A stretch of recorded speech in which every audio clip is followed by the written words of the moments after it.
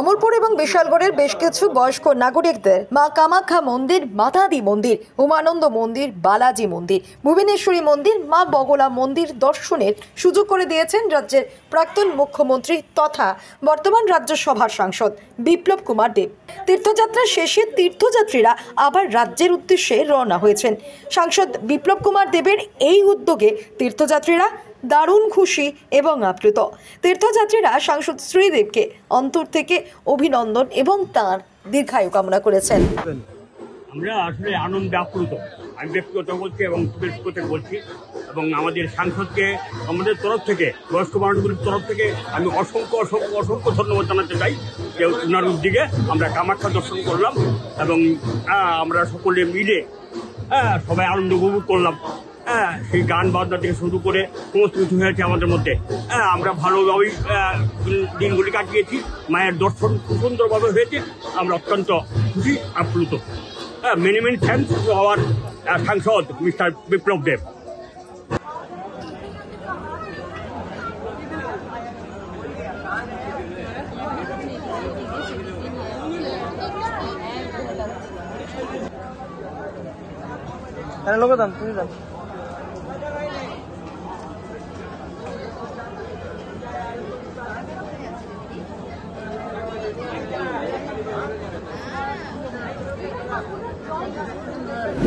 পরিষেবা তো অত্যন্ত আনন্দিত।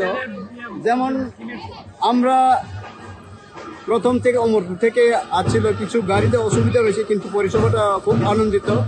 যার কারণে আমরা ওই বিপ্লব দেবের নির্দেশে আমরা এখানে আইয়া পৌঁছলাম। তাই এই মায়ের মন্দির দর্শন জন্য আমরা যদি বিপ্লব দেব না থাকতো তাহলে আমরা এই মায়ের মন্দির কোনোদিন দর্শন হইতেই পারতাম না। কারণ আমার জীবনে আমি এই বয়সে, মানে ৭৯ বয়সের মধ্যে আমি কোনোদিনও এখানে আসতেই পারিনি।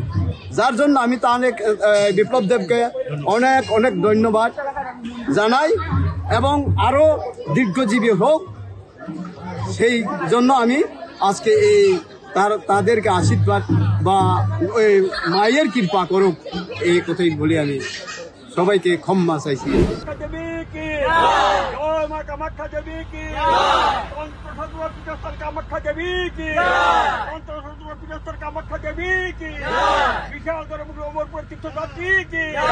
বিপ্লব দেব কি, বিপ্লব দেব যুগ যুগ দিও।